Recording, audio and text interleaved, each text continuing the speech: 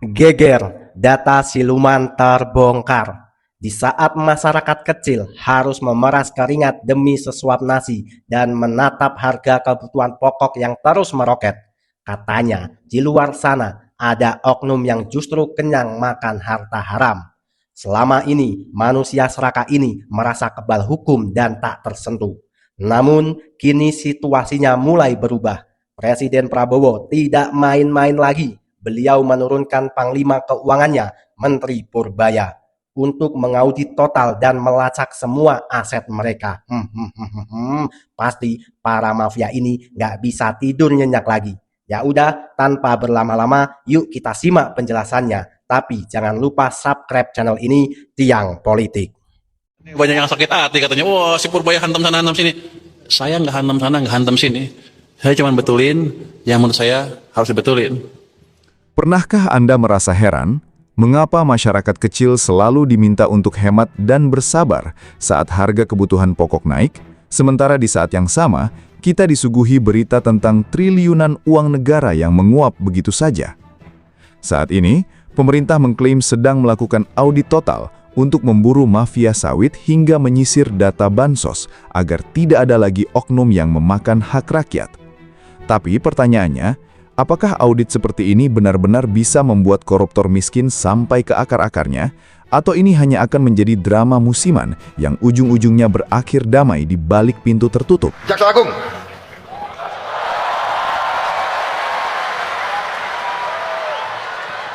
berapa saja yang kau perlu, saya penuhi. Kalau perlu yang sekian T kau mau setor ke saya, kau pakai untuk memperkuat Jaksa Agung, ya. BPKP, KPK semua, penegak hukum harus kita perkuat. Karena saya tidak mau NKRI dilecehkan. Saya tidak mau bahwa pemerintah Republik Indonesia tidak dihormati. Saya tidak mau uang rakyat dicuri. Saya tidak mau uang rakyat dicuri. Lucu rasanya melihat sebagian oknum yang ketahuan mengambil uang rakyat masih bisa tersenyum ramah di depan kamera, seolah-olah sedang menerima penghargaan. Mungkin mereka tahu, seketat apapun pengawasan, selalu ada celah untuk bernegosiasi.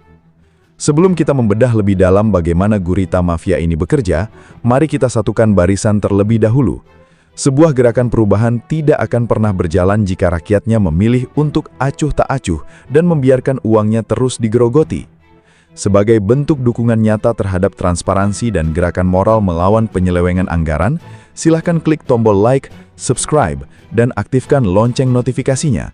Bagikan juga video ini ke seluruh grup keluarga dan kerabat Anda. Mengapa? Karena setiap satu kali video ini dibagikan, kita sedang membuka mata satu orang lagi untuk ikut mengawal uang rakyat dari tangan-tangan yang tidak bertanggung jawab. Dan untuk menunjukkan bahwa rakyat dari seluruh penjuru negeri ini bersatu dan sedang mengawasi, silakan tulis di kolom komentar dari mana asal daerah Anda sekarang. Mari kita penuhi kolom komentar untuk memperlihatkan bahwa dari Sabang sampai Merauke, rakyat kecil siap mengawal keadilan. Simak pembahasan ini sampai akhir. Mari kita tunjukkan kepada para oknum pejabat di luar sana bahwa saat mereka sibuk saling mengamankan posisi di ruang rapat yang nyaman, rakyat kecil di kolom komentar video ini juga sedang sibuk membangun persatuan untuk mengawasi setiap rupiah yang mereka belanjakan. Sabar teman-teman, sabar. Nggak usah emosi, karena itu nggak akan merubah keadaan. Solusinya hanya satu, yaitu kita seluruh rakyat Indonesia harus satukan tekad untuk melawan para koruptor. Silakan tulis di kolom komentar bahwa kalian semua mendukung Presiden Prabowo untuk membasmi semua parasit negara itu yang selama ini membuat rakyat sengsara. Ingat teman-teman, rakyat bersatu lawan koruptor. Mari kita mulai pembahasan dari sektor yang menjadi salah satu urat nadi perekonomian terbesar di negeri ini, yaitu industri kelapa sawit. Siapa yang tidak tahu bahwa Indonesia adalah raja minyak sawit mentah atau crude palm oil di tingkat global? Dari udara, hamparan perkebunan sawit di berbagai pulau tampak seperti permadani hijau yang menjanjikan kemakmuran luar biasa. Komoditas ini menyumbang devisa yang sangat masif bagi kas negara setiap tahunnya. Namun, di balik angka-angka triliunan rupiah yang membanggakan itu, ada cerita klasik yang menyayat hati dari para pekerja di dasar piramida industri raksasa ini, yaitu para petani kecil dan pekebun swadaya. Para petani kecil adalah pahlawan yang sebenarnya. Mereka bangun sebelum matahari terbit, memeras keringat di bawah terik matahari yang menyengat demi merawat dan memanen buah sawit. Tanpa kerja keras mereka, pabrik-pabrik pengolahan besar tidak akan pernah bisa beroperasi. Ironisnya, bertahun-tahun lamanya mereka selalu mengeluhkan hal yang sama. Harga tandan buah segar atau TBS seringkali anjlok di tingkat bawah, bahkan saat harga minyak sawit dunia sedang melambung tinggi di tingkat atas. Keuntungan besar itu seolah tertahan di atas dan menguap sebelum sempat dinikmati oleh rakyat kecil yang melakukan pekerjaan paling berat. Mengapa jurang ketimpangan ini begitu lebar? Jawabannya ada pada tata niaga yang kurang transparan dan pengawasan yang selama ini longgar. Ada indikasi kuat bahwa rantai pasok industri ini telah disusupi oleh praktik tidak sehat, di mana regulasi dimainkan demi keuntungan segelintir oknum yang menguasai jalur distribusi dari hilir ke hulu. Jadi sebagaimana yang kemarin kita sudah bicarakan, segera diverifikasi, diperiksa, diaudit. Semua perusahaan yang memegang konsesi yang tidak mentaati peraturan itu ditindak. Ya, dilihat seberapa besar pelanggarannya dan itu dicabut. Yang sudah Anda cabut kemarin itu 22 ya. 22 Pak, tapi ini masih. Melihat ketimpangan yang tidak boleh dibiarkan ini, pemerintah mengambil langkah krusial dengan melakukan audit total terhadap sektor sawit nasional. Langkah ini bukanlah pemeriksaan biasa, melainkan sebuah operasi besar-besaran untuk memeriksa seluruh aspek, mulai dari legalitas lahan, kepatuhan pajak, penggunaan kawasan hutan lindung, hingga sistem pelaporan produksi dan ekspor. Selama ini, sektor sawit seringkali digambarkan seperti hutan belantara yang gelap secara administratif. Data luas lahan yang sebenarnya, jumlah produksi real, dan kewajiban pajak yang dibayarkan seringkali tidak sinkron antar lembaga negara. Melalui audit total ini, pemerintah ingin menyatukan semua data ke dalam satu sistem yang transparan dan akuntabel. Tidak boleh ada lagi data siluman, di mana sebuah korporasi menggarap lahan seluas puluhan ribu hektar, tetapi hanya melaporkan setengahnya demi menghindari pajak. Jika audit total ini berhasil berjalan dengan adil, dampaknya akan sangat luar biasa bagi rakyat. Penerimaan negara dari sektor pajak akan meningkat secara signifikan. Uang yang selama ini bocor dan masuk ke kantong pribadi para oknum, kini bisa dialihkan ke kas negara untuk dialokasikan kembali ke masyarakat bawah, seperti membangun infrastruktur jalan pedesaan yang rusak, menyediakan subsidi pupuk yang tepat sasaran, dan memperkuat posisi tawar petani dalam tata niaga nasional. Langkah berani ini adalah bukti bahwa hukum harus ditegakkan tanpa tebang pilih, agar korporasi besar mematuhi aturan main yang berlaku dan berkontribusi secara adil demi kesejahteraan seluruh rakyat Indonesia. Teman-teman, ini bukan hanya tentang prosedur hukum, tapi soal mengembalikan hak rakyat yang sudah lama dirampas. Teman-teman, semua uang yang dicuri para oknum-oknum jahanam itu adalah hak kita semua sebagai rakyat Indonesia. Maka sudah sepatutnya uang itu kembali ke tangan rakyat. Lantas, apakah kalian setuju dan mendukung jika kebijakan ini diterapkan di seluruh wilayah Indonesia? Coba tulis opini kalian di kolom komentar. Sekarang mari kita alihkan perhatian kita ke sektor yang menyentuh langsung urusan dapur masyarakat prasejahtera, yaitu program bantuan sosial atau Bansos. Bagi sebagian kalangan yang hidupnya berkecukupan, Bansos mungkin hanya dianggap sebagai sekumpulan angka di dalam laporan anggaran pendapatan dan belanja negara, APBN. Namun, bagi jutaan keluarga prasejahtera di berbagai pelosok negeri, Bansos adalah penyambung hidup yang sangat sakral. Uang atau paket pangan dari bantuan tersebut menjadi penentu utama, apakah esok hari anak-anak mereka bisa makan nasi atau harus menahan lapar. Bansos adalah jaring pengaman sosial, sebuah instrumen kemanusiaan yang dirancang agar tidak ada satupun warga negara yang jatuh ke dalam jurang kemiskinan ekstrim dan kelaparan. Namun, apa yang terjadi jika program yang begitu suci dan mulia ini justru dijadikan lahan subur untuk mencari keuntungan pribadi? Apa yang terjadi jika dana yang dialokasikan khusus untuk masyarakat miskin justru dipotong, disunat, atau dimanipulasi oleh oknum-oknum yang telah kehilangan hati nuraninya? Dampaknya sangat mengerikan dan memicu luka sosial yang mendalam. Ini bukan lagi sekadar kejahatan keuangan biasa, melainkan sebuah bentuk ketidakadilan nyata di depan mata rakyat. Ketika dana bansos diselewengkan, efek domino yang dihasilkan adalah meningkatnya angka anak-anak yang mengalami masalah gizi, lansia terlantar tanpa perawatan, dan kemiskinan yang terus turun-temurun dari satu generasi ke generasi berikutnya, karena hilangnya hak mendapatkan modal hidup yang layak. Salah satu akar masalah terbesar dalam penyaluran bansos selama ini terletak pada karut-marutnya persoalan data. Data terpadu kesejahteraan sosial, DTKS, kerap kali menjadi sorotan utama karena ketidakakuratannya di lapangan. Kita semua pasti pernah mendengar cerita, atau bahkan menyaksikan sendiri dengan mata kepala kita di lingkungan sekitar, bagaimana ada warga yang kondisi ekonominya sudah mapan, memiliki rumah bertingkat, dan kendaraan pribadi, namun namanya tercantum manis sebagai penerima bantuan dari pemerintah. Sementara di sisi lain, tepat di sebelahnya, ada tetangga yang rumahnya nyaris roboh, dindingnya dari anyaman bambu, dan lantainya masih berupa tanah, justru tidak pernah mendapatkan bantuan sepeser pun. Fenomena salah sasaran ini tentu menimbulkan pertanyaan besar di benak orang awam. Mengapa data dari lembaga negara bisa sekacau itu? Ada banyak faktor yang melatar belakanginya, mulai dari ego sektoral antar lembaga yang enggan berbagi data, kurangnya pembaruan informasi secara berkala di tingkat desa atau kelurahan, hingga adanya dugaan manipulasi oleh oknum-oknum lokal yang sengaja memasukkan nama kerabat atau kelompok pendukungnya ke dalam daftar penerima bantuan. Kondisi administratif yang berantakan seperti inilah yang selama ini dipelihara, karena menguntungkan pihak-pihak tertentu yang ingin memancing di air keruh. Merespons jeritan hati masyarakat bawah, pemerintah kini mengambil tindakan yang sangat tegas dan strategis. Pengawasan terhadap penggunaan anggaran bansos ditingkatkan ke level yang belum pernah terjadi sebelumnya, di mana akurasi data menjadi prioritas utama yang tidak bisa ditawar lagi. Mengawasi anggaran bansos bukan lagi sekadar mencocokkan angka dan stempel di atas kertas laporan, melainkan memastikan bahwa manfaat dari setiap rupiah dana publik tersebut benar-benar mendarat di tangan orang yang tepat. Proses pembersihan data kini dilakukan dengan memanfaatkan teknologi informasi modern secara digital, mengintegrasikan data kependudukan langsung dengan data keuangan negara, serta melibatkan lembaga pengawas independen untuk melakukan verifikasi lapangan secara acak. Tujuan akhir dari digitalisasi dan pengetatan pengawasan ini sangat jelas, menyingkirkan nama-nama fiktif atau nama siluman dari daftar penerima manfaat. Mari kita bayangkan jika langkah pembersihan ini berhasil berjalan dengan sempurna. Ketika data sudah akurat dan bersih, maka efisiensi anggaran akan tercipta dengan sendirinya. Uang negara tidak akan terbuang sia-sia untuk membiayai mereka yang sebenarnya sudah mampu secara ekonomi. Anggaran yang berhasil diselamatkan dari salah sasaran tersebut, kemudian bisa dialokasikan kembali untuk memperluas jangkauan bantuan kepada masyarakat miskin yang selama ini terabaikan. Dampak positifnya akan langsung dirasakan oleh masyarakat bawah.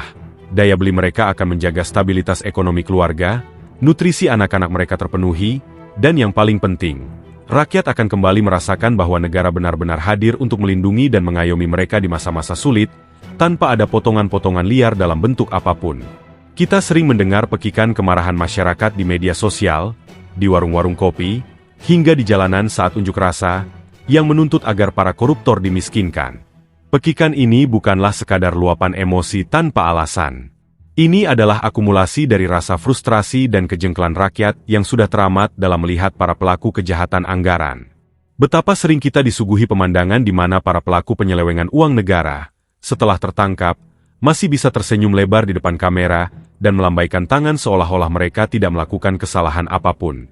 Ditambah lagi, setelah keluar dari penjara, beberapa di antaranya masih bisa hidup mewah bergelimang harta yang diduga kuat berasal dari uang hasil jarahan negara. Rakyat mendambakan sebuah sistem keadilan yang nyata, di mana para koruptor benar-benar merasakan hilangnya seluruh harta kekayaan mereka agar tercipta efek jera yang sesungguhnya. Namun, di dalam sebuah negara hukum, kemarahan publik tidak bisa dieksekusi begitu saja secara serampangan. Setiap proses hukum harus berjalan di atas aturan perundang-undangan yang berlaku agar tetap adil dan objektif. Disinilah peran krusial dari audit investigatif keuangan, menjadi senjata yang sangat mematikan bagi para pelaku kejahatan anggaran. Audit keuangan kini tidak lagi dipandang sebagai sekadar rutinitas administratif akhir tahun, atau formalitas di atas kertas laporan. Di tangan tata kelola yang kuat dan berintegritas, audit investigatif bertransformasi menjadi instrumen pembuktian hukum yang sangat kuat di pengadilan.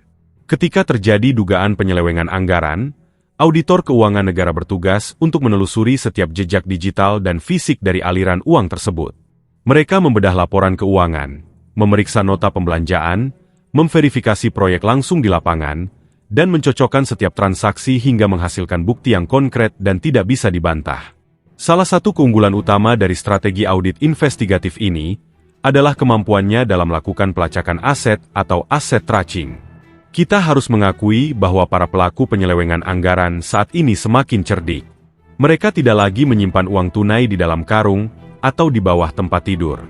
Mereka menggunakan metode yang sangat kompleks untuk menyembunyikan harta haram tersebut. Uang hasil kejahatan diubah bentuknya menjadi properti mewah, saham di berbagai perusahaan bayangan, mobil-mobil sport atas nama orang lain, hingga dialirkan ke rekening-rekening di luar negeri yang dianggap aman dari jangkauan hukum domestik. Namun, secanggih apapun metode pencucian uang yang mereka gunakan, mereka selalu meninggalkan jejak keuangan. Disinilah para auditor bekerja dengan sangat teliti melacak aliran uang tersebut dari satu rekening ke rekening lainnya, menembus dinding kerahasiaan perusahaan bayangan, hingga berhasil memetakan seluruh aset tersembunyi tersebut. Ketika aset hasil kejahatan ini berhasil diidentifikasi secara akurat melalui proses audit, aparat penegak hukum memiliki dasar kuat untuk melakukan penyitaan. Inilah langkah awal menuju penegakan hukum yang berkeadilan, yaitu merampas kembali seluruh aset yang dibeli dari uang negara dan mengembalikannya ke dalam kas negara demi kepentingan pembangunan rakyat. Penegakan hukum yang berbasis pada bukti audit yang kuat ini memastikan bahwa proses hukum berjalan secara profesional, adil, dan tanpa pandang bulu. Lebih jauh lagi, sistem pengawasan dan audit yang ketat ini sebenarnya memiliki fungsi pencegahan yang sangat tinggi. Ketika para pejabat publik dan pelaku bisnis mengetahui bahwa setiap rupiah yang mereka kelola akan diawasi secara ketat hingga ke akar-akarnya, maka niat untuk melakukan penyelewengan akan turun secara drastis. Mereka akan berpikir ribuan kali karena risiko untuk ketahuan sangat besar dan konsekuensinya adalah kehilangan segalanya. Mulai dari jabatan, kebebasan, hingga seluruh harta kekayaan mereka. Inilah benteng pertahanan yang kokoh untuk melindungi uang negara, agar bisa sepenuhnya digunakan demi kesejahteraan bersama.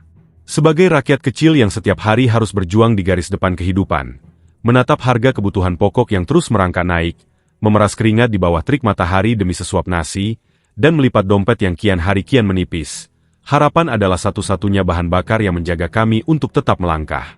Di tengah badai berita tentang korupsi, manipulasi data, dan gurita mafia anggaran yang seolah tidak ada habisnya, ada sebuah kerinduan yang mendalam di lubuk hati kami. Kerinduan itu sederhana namun sangat mendasar. Kami ingin percaya bahwa di luar sana, di dalam gedung-gedung pemerintahan yang megah, masih ada pejabat-pejabat yang bersih. Kami ingin percaya bahwa masih ada pemimpin yang hatinya bergetar melihat penderitaan rakyat, yang benci pada ketidakadilan, dan yang memegang teguh sumpah jabatannya bukan sebagai sarana memperkaya diri, melainkan sebagai jalan pengabdian yang suci. Harapan ini bukanlah harapan yang kosong. Kami melihat ada secercah cahaya di ujung terowongan yang gelap ketika mendengar komitmen politik yang tegas, langkah audit total yang berani, dan keberanian untuk membongkar praktik-praktik haram yang selama ini merugikan negara. Kehadiran para pemimpin dan pejabat yang bersih, jujur, serta berintegritas tinggi ibarat oase di tengah padang pasir. Mereka adalah bukti nyata bahwa moralitas bangsa ini belum sepenuhnya runtuh. Keberadaan mereka membuat kami, rakyat kecil yang seringkali merasa tidak berdaya, kembali memiliki sandaran dan kepercayaan bahwa masa depan Indonesia yang adil dan makmur bukanlah sekadar mimpi di siang bolong. Kami menaruh rasa hormat yang setinggi-tingginya kepada setiap abdi negara yang tetap menjaga tangannya bersih dari uang haram, yang tetap tidur nyenyak di atas kasur yang sederhana, karena tahu tidak ada satu rupiah pun hak orang miskin yang mereka makan. Namun, untuk memenangkan pertempuran besar melawan korupsi dan mafia sistemik ini, kejujuran individu saja tentu tidak akan pernah cukup. Para pemimpin yang bersih membutuhkan senjata hukum yang perkasa dan mematikan. Oleh karena itu, kami, rakyat kecil dari seluruh pelosok negeri, dari Sabang sampai Merauke, menyampaikan aspirasi yang sangat kuat dan mendesak. Kami sangat menginginkan, bahkan menuntut, agar pemerintah bersama seluruh jajaran pemimpin, termasuk para ketua umum partai politik, menyatukan ego, menyamakan visi, dan berdiri di barisan yang sama untuk segera mengesahkan Undang-Undang Perampasan Aset. Undang-Undang Perampasan Aset adalah kunci utama yang selama ini kami rindukan. Tanpa adanya payung hukum ini, hukuman penjara bagi para koruptor seringkali terasa seperti sandiwara belaka. Mereka dipenjara beberapa tahun, namun harta hasil jarahannya tetap aman tersimpan untuk dinikmati oleh keturunan mereka. Kami ingin melihat sebuah sistem hukum di mana setiap aset, properti, saham, dan rekening mewah yang tidak bisa dibuktikan asal-usulnya secara sah, langsung dirampas oleh negara tanpa perlu proses birokrasi hukum yang berbelit-belit. Ketika para pemimpin dan ketua umum partai politik bersatu mengesahkan undang-undang ini, itu akan menjadi pesan paling mengerikan bagi para mafia anggaran, bahwa tidak ada lagi tempat bersembunyi di negeri ini, dan barang siapa yang berani mencuri uang rakyat akan jatuh miskin seketika hingga ke titik yang paling rendah. Kami ingin undang-undang ini menjadi benteng kokoh yang mampu membersihkan Indonesia dari cengkeraman mafia tanah, mafia sawit, mafia bansos, dan tikus-tikus birokrasi, sehingga hak-hak ekonomi rakyat kecil dapat dikembalikan secara utuh tanpa dikurangi sepeser pun. Di tengah perjuangan yang berat dan penuh risiko ini, kami tidak lupa untuk memanjatkan puji, syukur, dan doa yang tulus dari lubuk hati terdalam untuk beliau, para pemimpin dan pejabat bersih yang saat ini sedang berdiri tegak di garis depan melawan arus korupsi. Kami sadar bahwa keputusan untuk menjadi bersih dan melawan mafia adalah jalan yang sunyi dan berbahaya. Tekanan, ancaman, dan fitnah pasti datang silih berganti dari pihak-pihak yang merasa kenyamanannya terganggu. Oleh karena itu, kami berdoa semoga Tuhan Yang Maha Esa senantiasa melimpahkan kesehatan yang sempurna, kekuatan lahir dan batin, serta perlindungan yang tak kasat mata kepada para pemimpin bersih kita. Semoga beliau semua diberikan ketabahan, keberanian yang tidak pernah surut, dan hikmah dalam setiap kebijakan yang diambil. Ketahuilah, wahai para pemimpin yang jujur, bahwa dalam setiap sujud dan doa malam bapak-bapak pengayu becak, ibu-ibu pedagang pasar, buruh pabrik, dan petani kecil, nama-nama kalian selalu disebut dengan penuh harapan agar tetap konsisten membela kaum yang lemah. Terakhir, harapan besar ini tidak akan pernah mewujud menjadi kenyataan tanpa adanya kesadaran kolektif dari kita semua. Pertempuran melawan mafia dan korupsi bukanlah tugas individu seorang presiden atau menteri semata, melainkan tugas sejarah bagi seluruh elemen masyarakat Indonesia. Kami menyerukan kepada seluruh lapisan masyarakat, mulai dari mahasiswa, kaum profesional, akademisi, pekerja, hingga rakyat biasa di pedesaan, mari kita buang jauh-jauh sikap apatis, acuh tak acuh, dan rasa tidak peduli terhadap jalannya pemerintahan. Kita harus selalu bersatu, merapatkan barisan, dan memberikan dukungan moral yang sekokoh karang kepada pemerintah yang sedang benar-benar berjuang demi kemaslahatan publik. Mari kita jadikan ruang-ruang diskusi, baik di media sosial maupun di dunia nyata, sebagai wadah yang positif untuk mengawal uang rakyat dan menyuarakan kebenaran. Jangan biarkan para pemimpin bersih kita berjuang sendirian di atas sana. Kita harus menjadi mata, telinga, dan perisai yang ikut menjaga jalannya reformasi tata kelola keuangan negara ini. Ketika seluruh elemen masyarakat bersatu padu mendukung pemerintah yang bersih, dan di saat yang sama sistem hukum kita diperkuat dengan disahkannya Undang-Undang Perampasan Aset, maka gurita mafia dan tikus anggaran akan hancur dengan sendirinya. Bersama-sama, kita pasti bisa membawa Indonesia keluar dari kegelapan korupsi menuju era baru yang penuh dengan keadilan ekonomi, transparansi, dan kesejahteraan yang merata bagi seluruh anak bangsa. Masa depan Indonesia yang bersih ada di tangan kita semua yang berani bersatu, dan tak lelah mencintai tanah air ini. Oke teman-teman, terima kasih masih bersama Tiang Politik. Teman-teman, setelah mendengarkan penjelasan ini, gimana tanggapan kalian? Coba kalian tulis tanggapan kalian, opini kalian di kolom komentar. Tapi ingat teman-teman, jangan mencaci maki siapapun, tetap gunakan bahasa yang sopan, gunakan bahasa yang baik, tunjukkan kepada dunia bahwa rakyat Indonesia adalah rakyat yang pintar, rakyat yang cerdas, tidak bisa diadu domba. Teman-teman, sekarang saatnya kita beropini, kita berdiskusi bersama-sama. Teman-teman, langkah tegas pemerintahan Presiden Prabowo yang fokus pada pembersihan sektor industri sawit, perbaikan distribusi bantuan sosial, serta pemiskinan koruptor merupakan sebuah terobosan yang sudah lama dinantikan oleh rakyat. Teman-teman, kita semua tahu selama ini kekayaan alam Indonesia itu sangat melimpah, tapi sayang seribu sayang tidak dirasakan manfaatnya oleh rakyat kecil. Akibat apa? Akibat adanya kebocoran anggaran dan praktik para mafia. Teman-teman, kebijakan melakukan audit total di sektor sawit dan memperbaiki data penerimaan bansos adalah bentuk dari kehadiran negara untuk melindungi hak-hak masyarakat miskin dan para petani. Teman-teman, selama ini ketidakakuratan data bansos sering memicu kecemburuan sosial karena bantuan itu jatuh ke tangan orang yang salah. Dengan transparansi berbasis teknologi, hak orang miskin tidak lagi dirampas oleh oknum-oknum yang tidak bertanggung jawab. Teman-teman, kita semua tahu Tuntutan publik untuk memiskinkan para koruptor bukan lagi sekedar slogan emosional. Ini merupakan harapan semua rakyat Indonesia. Agar apa teman-teman? Agar bumi Indonesia bebas dari korupsi. Karena rakyat tidak akan bisa hidup sejahtera jika para koruptor itu masih mencengkram Indonesia. Teman-teman, kita semua tahu, koruptor tidak akan jera jika hanya dihukum penjara, tetapi hartanya tetap aman. Menyita kembali aset haram tersebut dan mengembalikan ke kas negara adalah bentuk keadilan ekonomi yang sejati.